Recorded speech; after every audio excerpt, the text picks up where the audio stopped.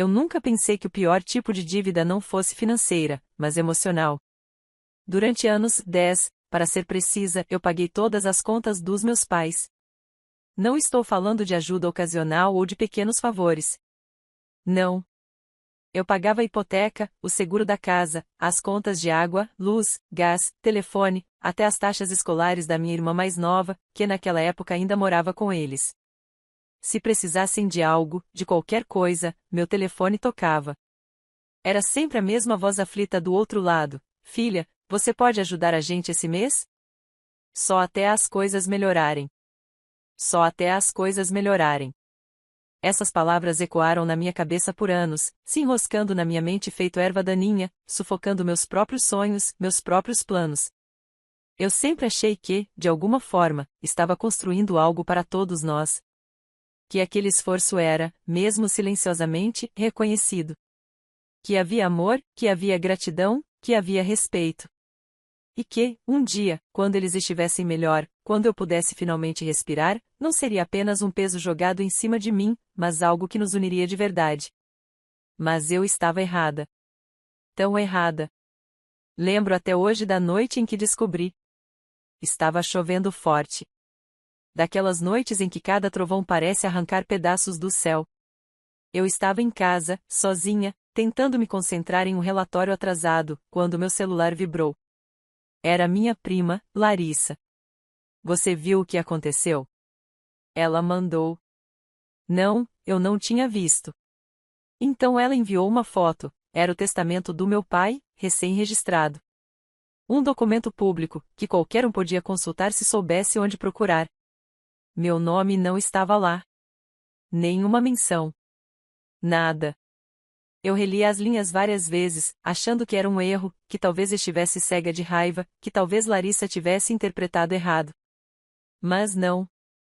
Estava tudo ali, preto no branco, toda a herança havia sido deixada para minha irmã mais nova, aquela mesma que eu ajudei a criar enquanto os meus pais se reerguiam financeiramente às custas do meu salário. A casa.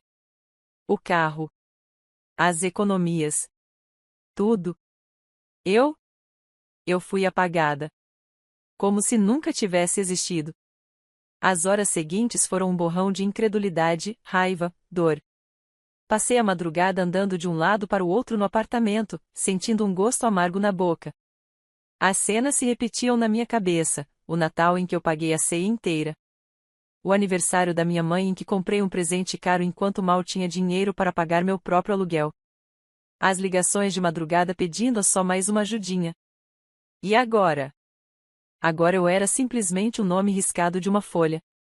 Eu queria gritar, queria confrontá-los, queria exigir respostas. Mas não fiz nada naquela noite. No fundo, algo dentro de mim sabia que, para eles, essa decisão já tinha sido feita há muito tempo. Que não era um erro, nem um engano. Era uma escolha. Uma escolha fria. Calculada. Premeditada. Passei os dias seguintes como um fantasma. Ia ao trabalho, sorria quando precisava sorrir, conversava quando precisava conversar. Mas dentro de mim, algo tinha morrido. Eu evitava olhar fotos de família, evitava pensar nas festas, nos sorrisos, nas promessas. Todas aquelas memórias agora pareciam contaminadas, como se tivessem sido filmadas por uma lente suja que eu nunca tinha notado. Então, exatamente uma semana depois de ter descoberto a traição, meu celular vibrou de novo. Era uma mensagem da minha mãe. A hipoteca está vencendo. Você pode pagar? Está no seu nome também. Nenhum pedido de desculpas. Nenhuma menção ao testamento. Nenhuma vergonha. Somente mais uma cobrança. Como se nada tivesse acontecido. Eu encarei aquela mensagem por longos minutos, como se as palavras fossem mudar se eu olhasse o suficiente. Como se, de alguma maneira, pudesse arrancar delas o que eu precisava ouvir, um reconhecimento, um pedido sincero de perdão, qualquer coisa que provasse que eu não estava tão sozinha quanto parecia. Mas não havia nada. Era só exigência. Só conveniência. Ali, pela primeira vez em muito tempo, eu me permiti sentir tudo. A dor. A humilhação. A fúria. Eu pensei em como tinham me usado. em como paguei contas atrasadas, em como adiei minha pós-graduação, em como recusei viagens, oportunidades, em como economizei cada centavo para manter aquela mesma casa que agora, no papel, não era mais minha em nada. Pensei em todas as vezes em que engoli meu próprio orgulho, em que sorri quando queria chorar, em que aceitei migalhas emocionais acreditando que era amor. E, então, pela primeira vez, eu não hesitei. Eu digitei 8 palavras. 8 palavras que carregavam dentro delas toda a dor, toda a revolta, toda a decisão que eu precisava tomar. Vocês escolheram viver sem mim? Agora vivam. Enviei. Bloqueei o número. E respirei. Aquela noite foi diferente. Deitei na cama com uma sensação estranha no peito. Não era felicidade, longe disso. Era como uma ferida exposta que finalmente deixava o sangue escorrer, livre. Era tristeza, sim, mas também uma forma de alívio que eu não sabia que estava buscando. Eu entendi, finalmente, que o amor não se prova em palavras bonitas, nem em promessas vazias. O amor verdadeiro se prova nos gestos, nas escolhas. Eles escolheram.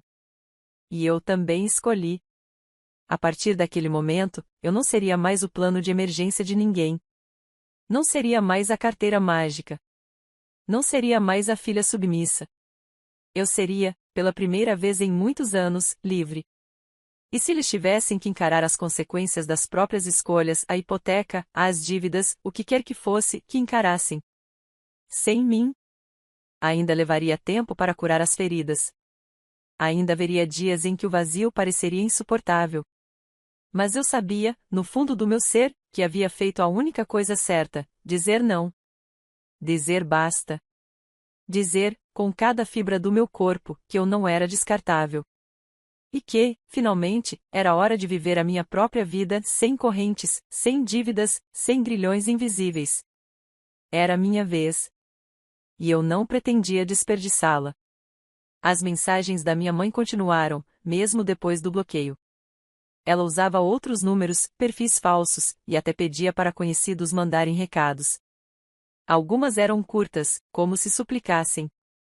Outras, mais longas, cheias de acusações veladas. Você vai deixar a gente na rua? Depois de tudo que fizemos por você? Depois de tudo que sacrificamos? Eu lia e apagava. Lia e apagava. No começo, a culpa me roía por dentro como ácido. A imagem da casa da infância, os natais improvisados, os sorrisos em torno da mesa simples, tudo parecia me puxar para trás, como correntes invisíveis amarradas ao meu peito. Mas então, toda vez que a dúvida ameaçava me enfraquecer, eu me obrigava a lembrar: não fui eu quem virou as costas primeiro.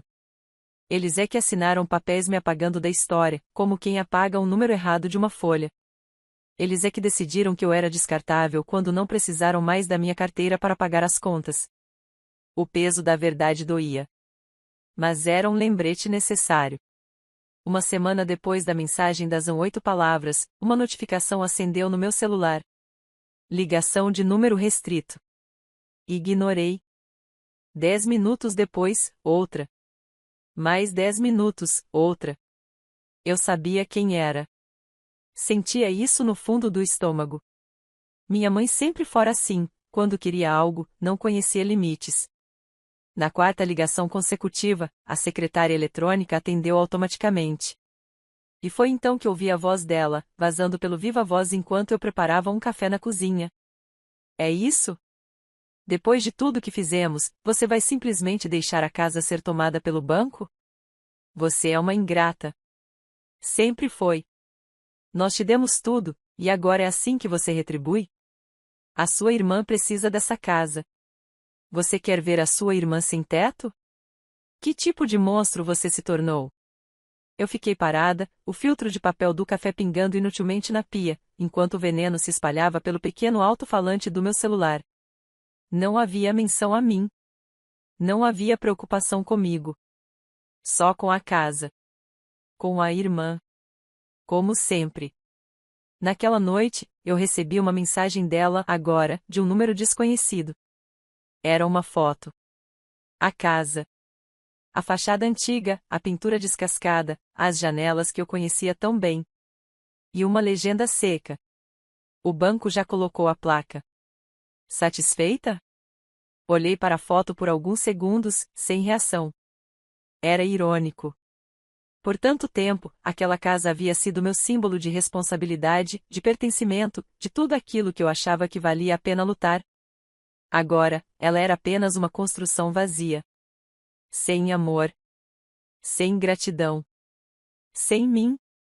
Dias depois, um velho conhecido da família, o Sr. Ernesto, dono da mercearia da esquina, me parou na rua. Ele parecia constrangido, olhando para os lados como se temesse ser visto. Sua mãe passou aqui, disse em voz baixa, coçando a cabeça careca. Disse que você era a única que podia salvar eles agora. Que estavam desesperados. Que, ele parou, visivelmente desconfortável. Que você devia isso a eles. Devia. Essa palavra ecoou nos meus ossos como um tiro. Eu sorri de lado. Não de ironia. De pena. Eu não devo nada a eles, seu Ernesto. Absolutamente nada. O velho ficou vermelho, balbuciou algo e se afastou. Eu continuei meu caminho. Cabeça erguida. Olhos firmes. Coração endurecido. Na semana seguinte, eles mudaram de tática. As mensagens ficaram mais agressivas. Você vai carregar isso na consciência para sempre. A sua irmã está doente, e você não se importa. Seu pai está ficando deprimido. A culpa é sua. Você sempre foi uma decepção. Eu sabia que cada palavra era calculada para me atingir onde mais doía. Sabiam que minha compaixão era minha fraqueza. Ou, pelo menos, era. Mas algo dentro de mim tinha mudado para sempre no momento em que vi aquele testamento. Eu não era mais a garota desesperada por aprovação.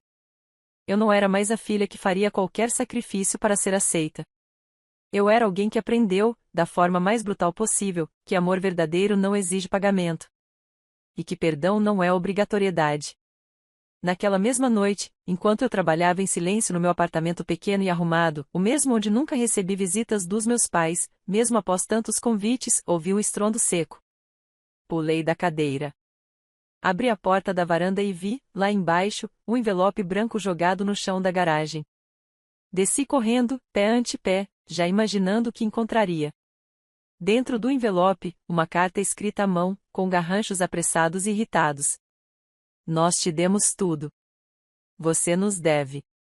Se não ajudar agora, não espere ser parte da família novamente.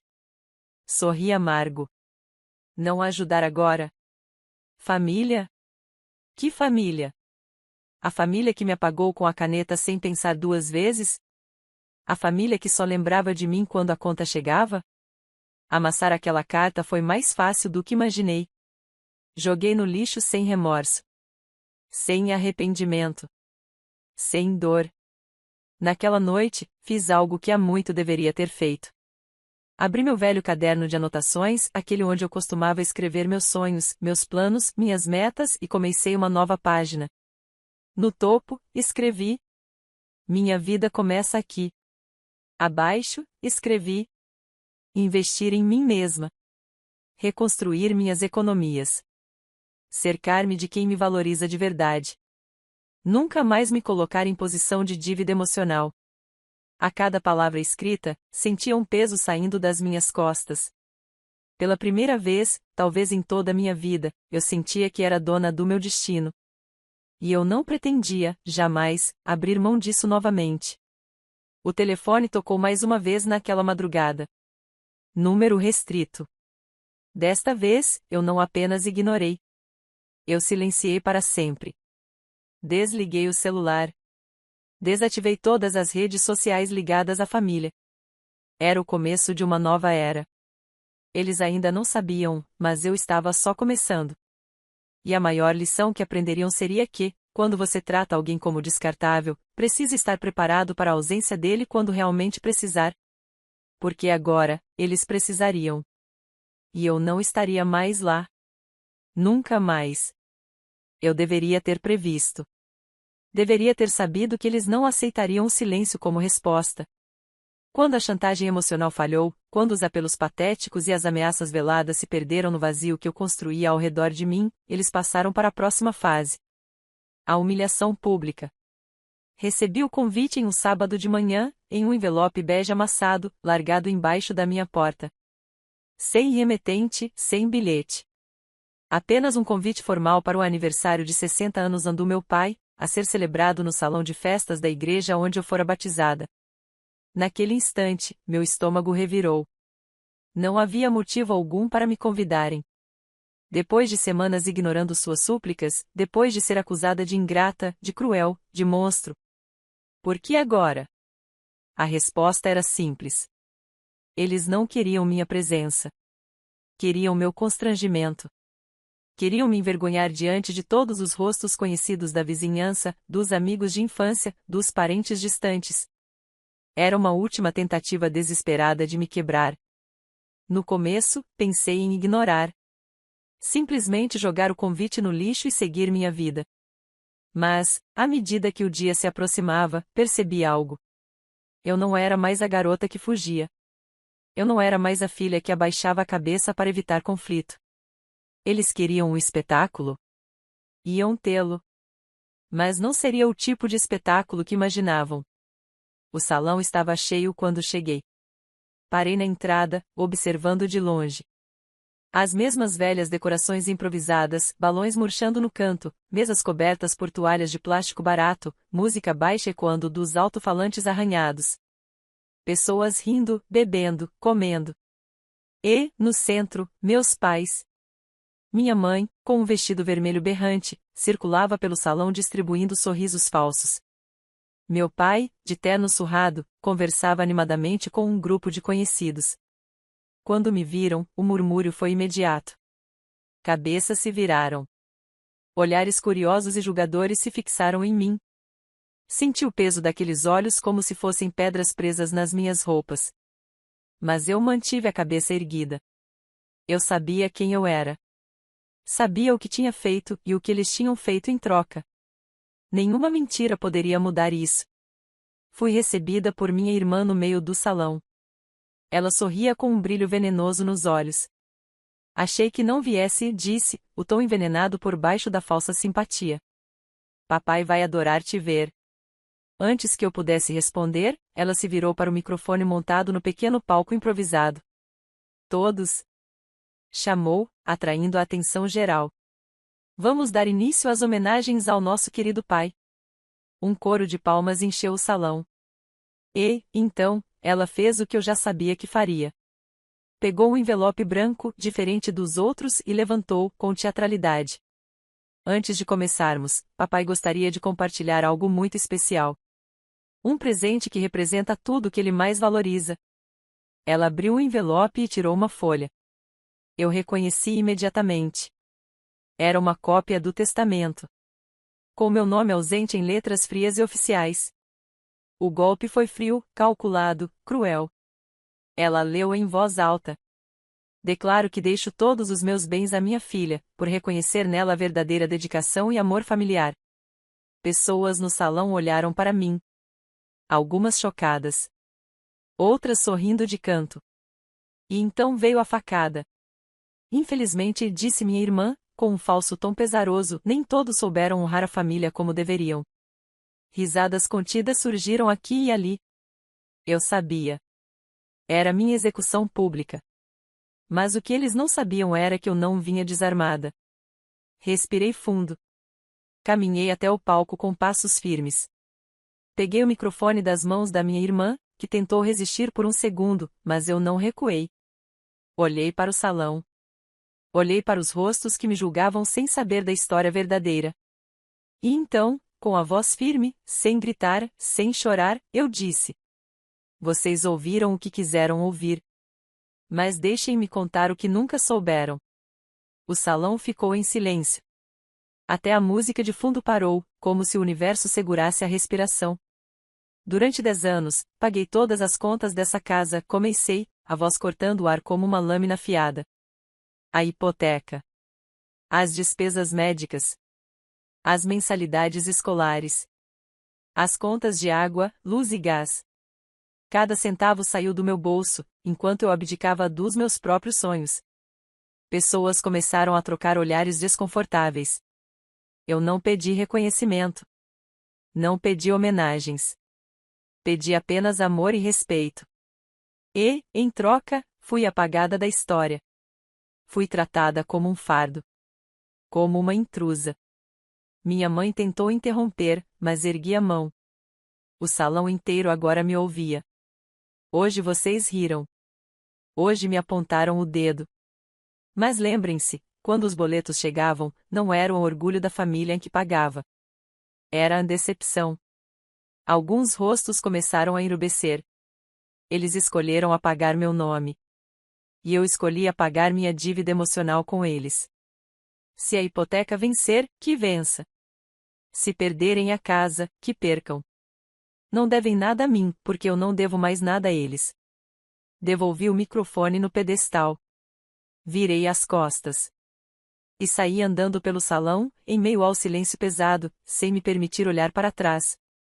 Lá fora, o ar estava frio, limpo. Respirei fundo, sentindo, pela primeira vez em anos, a verdadeira leveza da liberdade. Eu não pertencia mais àquele ciclo. Eles haviam tentado me envergonhar. Tentaram me reduzir ao nada. Mas eu escolhi a verdade. E a verdade nua, crua, dolorosa, era que eu era melhor sem eles. Sempre fui. Só demorei para perceber. De volta ao meu apartamento naquela noite, preparei um café forte, sentei-me na varanda e olhei para o céu. As estrelas piscavam tímidas entre as nuvens. Por um momento, me permiti chorar. Não de tristeza. Não de arrependimento. De libertação. Eu não era o que diziam. Eu não era filha ingrata. Eu não era a vergonha da família. Eu era a mulher que teve coragem de dizer, basta. E aquela coragem, aprendi, era algo que nenhum testamento poderia tirar de mim. Jamais. Nos dias que se seguiram ao aniversário, o silêncio foi trocado pela guerra. Uma guerra suja. E eu, tola que era, pensei que depois daquela noite eles iriam, finalmente, aceitar que haviam me perdido. Mas não. Eles preferiram atacar. Começou com pequenos rumores. Uma colega antiga da escola me mandou mensagem no Instagram, hesitante. Fiquei sabendo, é verdade que você abandonou seus pais doentes para morar num apartamento de luxo? Sorri, amarga. Apartamento de luxo? Mal dava para pagar o aluguel, mesmo depois de cortar todo o dinheiro que ia para a casa deles. Mas a história já tinha saído dos limites da realidade há muito tempo. Ignorei a mensagem. Apaguei. Na semana seguinte, outro recado. Depois outro. E outro. Era como se, de repente, eu tivesse me tornado a vilã de uma novela barata escrita por mãos desesperadas e covardes. Eu era filha ingrata, a que virou as costas, a que só se importava com dinheiro, a que deixou a família na rua. Cada mentira espalhada carregava o veneno de quem sabia que já havia perdido o controle sobre mim e agora só queria destruir o que sobrava da minha reputação. Chegou ao ponto de uma vizinha do prédio onde morei na infância, a dona Elvira, aquela senhora que me dava balas escondidas, cruzar comigo no mercado e fazer um escândalo. Você não presta! Gritou, apontando o dedo enrugado para o meu rosto. Sua mãe chorando na igreja, implorando ajuda, enquanto você vive essa vida egoísta. As pessoas pararam para olhar. Eu respirei fundo, sentindo o rosto queimar. Mas mantive a calma. Porque, naquele momento, eu entendi algo essencial: quem só conhece a versão dos outros, não merece explicação minha. Não devo nada a quem acredita em mentiras sem sequer me ouvir. Os ataques públicos, as mensagens anônimas, as insinuações, tudo foi aumentando numa tentativa desesperada de me encurralar. Eles queriam que eu voltasse humilhada. Queriam me ver rastejar, implorar por perdão, oferecendo minha dignidade em troca de um lugar em uma família que nunca foi minha de verdade. Mas o que eles não sabiam era que, cada vez que inventavam uma nova mentira, eles cavavam mais fundo o abismo que nos separava. E eu? Eu já estava em outra margem. Livre. Naquela altura, eu já não conseguia mais confiar em quase ninguém.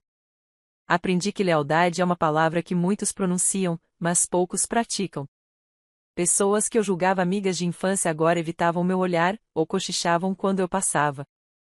Algumas sequer disfarçavam o desprezo. Eu era pária. A ingrata. A história sensacionalista do bairro. E sabe o que mais doía? Não era o julgamento. Era a indiferença deles à verdade. Eu poderia gritar, me explicar, mostrar provas de tudo o que fiz e ainda assim, para eles, eu continuaria sendo a vilã. Porque é mais fácil acreditar em uma mentira conveniente do que enfrentar a realidade incômoda. Com o tempo, percebi, eles não queriam uma versão verdadeira da história. Eles queriam um monstro. E, se eu não era, inventariam um. Então, pela primeira vez, em vez de me desesperar, eu sorri. Se eles queriam uma história, eu daria a eles uma história. Mas seria a última.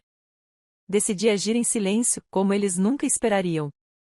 Enquanto todos falavam pelas minhas costas, enquanto a vizinhança me olhava como uma traidora, enquanto antigos amigos cruzavam a rua para não me cumprimentar, eu comecei a planejar meu movimento final.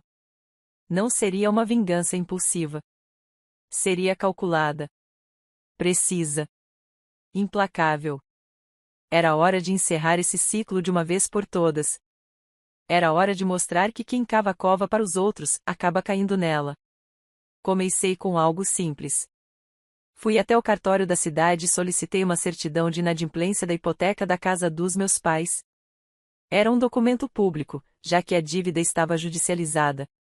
Com ele em mãos, anexei cópias das transferências bancárias feitas ao longo dos anos, comprovando os pagamentos que eu bancava. Separei tudo em um dossiê. Sem ameaças. Sem acusações. Apenas a verdade, nua e crua. Depois, discretamente, enviei para alguns conhecidos que ainda eram respeitados na cidade, o senhor Ernesto, que já sabia parte da história, a professora que me apoiou na infância, o farmacêutico que sempre viu de perto as dificuldades da minha família. Não contei mentiras. Não dramatizei. Só mostrei os fatos. E deixei que cada um tirasse suas próprias conclusões. No começo, o silêncio persistiu. Mas, como tudo na vida, a verdade tem seu próprio tempo para florescer. Semanas depois, começaram a chegar mensagens diferentes. Mensagens de gente que pedia desculpas por ter julgado errado. Mensagens de quem dizia, agora entendo. Mensagens de quem admitia, desculpe por ter acreditado neles. Eu não respondi nenhuma. Não porque guardasse mágoa, embora, honestamente, em alguns casos eu guardasse, sim. Mas porque, naquela altura, já não importava mais. Minha paz valia mais do que qualquer reconhecimento tardio.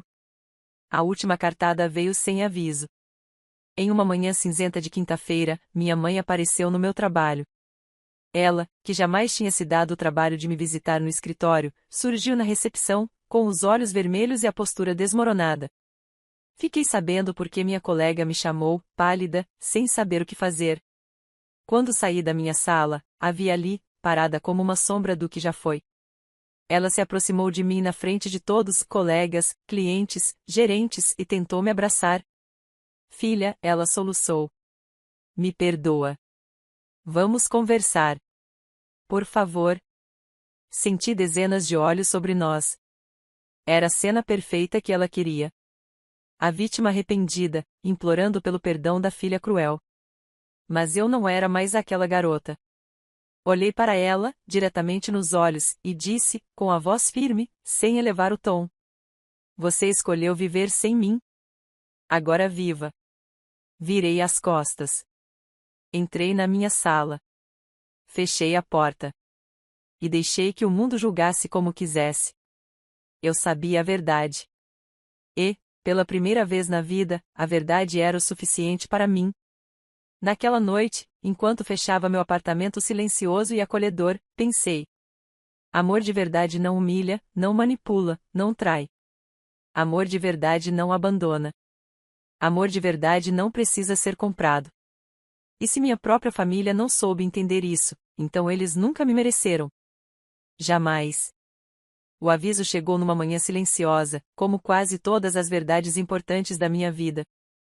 Recebi um e-mail da prefeitura, leilão público, imóvel localizado na rua São Vicente, data marcada. Era oficial. A casa em que cresci, que paguei por tantos anos, onde derramei tanto suor e esperança, ia ser leiloada para cobrir as dívidas acumuladas pelos meus pais.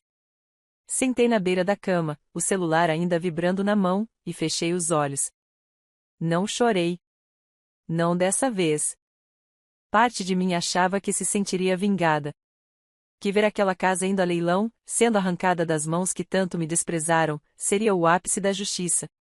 Mas a verdade é que eu só sentia vazio. Aquela casa não era mais minha. Nunca foi, na verdade. Eu só aluguei um espaço na memória dela e paguei caro demais por isso. E agora era hora de deixar tudo para trás, definitivamente. 2 semanas depois, eu soube, por meio de um amigo que ainda morava no bairro, que meus pais e minha irmã haviam se mudado às pressas para um apartamento pequeno, na periferia da cidade. Um lugar apertado, longe de tudo que eles estavam acostumados. Sem festa. Sem despedida. Apenas a dura realidade batendo na porta. E, como se não bastasse a queda, vieram as acusações. Eles tentaram de tudo. Inventaram que eu tinha roubado a casa. Espalharam que eu havia falsificado documentos. Disseram que eu tramei contra eles durante anos. Era patético. Era triste. Era previsível. Mas, acima de tudo, era irrelevante. Porque, naquela altura, a opinião deles tinha tanto peso para mim quanto o sopro de uma folha seca. Nada. Mas como todo covarde que se vê encurralado, eles ainda tentaram uma última manobra desesperada. Recebi a visita do advogado da família, um homem magro, grisalho, que sempre me tratou como uma criança ingênua nos poucos encontros que tivemos. Ele entrou na minha sala de trabalho com uma pasta preta nas mãos e um sorriso plastificado no rosto. Sua mãe e seu pai estão dispostos a fazer um acordo, começou, como se estivéssemos falando sobre uma negociação amigável. Cruzei os braços e o encarei em silêncio. Eles propõem que, em troca de uma declaração sua de perdão público e de assumir o restante da dívida residual, você seja incluída novamente no Novo Testamento. E poderá ficar com parte dos bens quando as coisas melhorarem. Sorri. Não de alegria. De incredulidade. Era impressionante a capacidade deles de acharem que, depois de tudo, eu ainda me importaria. Me inclinar, mendigar, aceitar a migalha emocional que eles achavam que poderiam me dar? Não mais. Nunca mais. Inclinei-me para a frente, apoiando os cotovelos na mesa, e olhei diretamente nos olhos do advogado. Diga para eles, falei, com voz baixa e cortante como gelo, que meu perdão não está à venda. Diga para eles, continuei, que eu não aceito esmolas de quem me cuspiu no rosto quando precisei. E, por favor, diga para eles que esta é a última vez que permito qualquer tentativa de contato. O advogado engoliu em seco. E quanto à dívida? Arriscou. Sentei-me ereta, fria como mármore. Que enfrentem como enfrentam todos os problemas que criaram. Sozinhos. Ele fechou a pasta sem dizer mais nada. Saiu da minha sala com passos apressados, como se o ar tivesse ficado pesado demais para respirar. Naquela noite, finalizei tudo o que precisava encerrar. Mudei meu número de telefone. Troquei meus e-mails pessoais. Bloqueei todos os perfis ligados àquela parte da minha vida.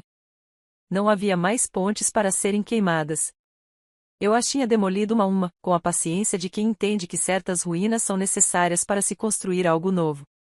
Algo verdadeiro. Algo só meu. 1 mês depois, passei em frente à antiga casa, apenas por acaso. O portão estava enferrujado. As janelas, quebradas. A placa do leilão ainda está pendurada, balançando ao vento. Parei o carro por um instante, observando. Não senti dor. Nem nostalgia. Só uma certeza tranquila, aquele lugar não tinha mais nenhum poder sobre mim. E os fantasmas que lá habitavam, finalmente, estavam presos no passado, onde sempre deveriam ter ficado. Na última noite daquele ano, sentei na varanda do meu apartamento, agora decorado do meu jeito, com minhas conquistas, minhas vitórias silenciosas. Acendi uma vela pequena, símbolo de renovação que adotei para mim mesma. Fechei os olhos e agradeci. Não pelos erros deles. Não pelas feridas. Mas pela força que encontrei em meio à devastação. Pela coragem que descobri dentro de mim quando ninguém mais acreditava. E, principalmente, pela liberdade. Porque agora, enfim, eu era livre. Livre do passado. Livre da dívida emocional. Livre da obrigação de provar meu valor para quem nunca quis enxergar. As últimas palavras que troquei com minha mãe ainda ecoavam na minha mente. Você escolheu viver sem mim. Agora viva. E eu? Eu estava vivendo. De verdade. Sem eles. E, pela primeira vez em muito tempo, isso era mais que suficiente. Era tudo. Fim.